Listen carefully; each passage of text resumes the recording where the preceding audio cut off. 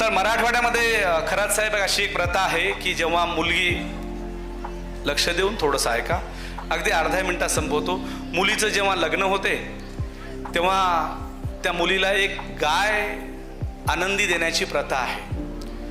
मग मामाची लग्न झाल्यावर कॅपॅसिटी नसेल, मामाने खूप दिवसानंतर म्हणजे मी 4थीला गेल्यावर ती आनंदी गाय माझ्या आईला गावाकडे पाठवून दिली, सांडसून पाटणूरला. आता ती नवीन गाय आल्यामुळे ती सगळ्या गायीसोबत राहत नव्हती. मग झालं असं की तो गायी चारणारा माणूस म्हणायचा, ही गाय आमच्या गायीमध्ये राहत नाही, मला खूप त्रास होतोय, तुम्ही तुमची गाय वापस घेऊन जा. मग झालं असं की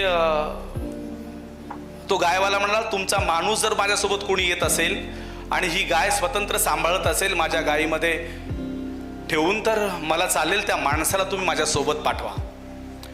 मग काय, तिथं गाय चारण्यासाठी माझा नंबर लागला.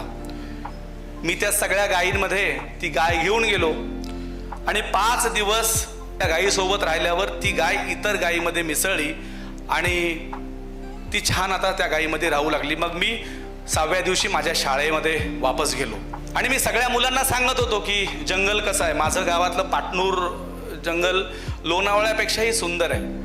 तुम्ही इमेजिन करू शकत नाही इतकं सौंदर्य त्या पाटणूरच्या अपरंपार माळावर आहे.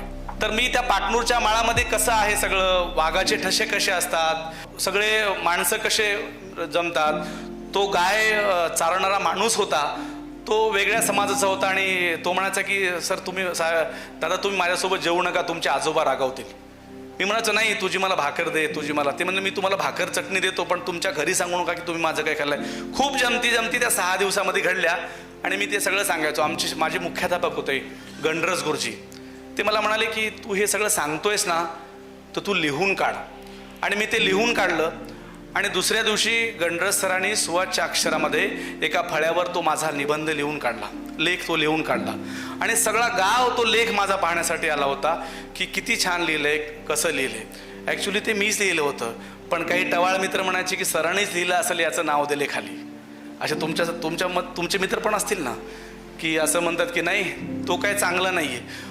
माझा तो पहिला लेख होता, माझ्या आयुष्यातला 4थीला तो माझा पहिला लेख होता. आता मला साहित्यातले कितीही पुरस्कार मिळाले तरी तो मला पहिला लेख आठवतो.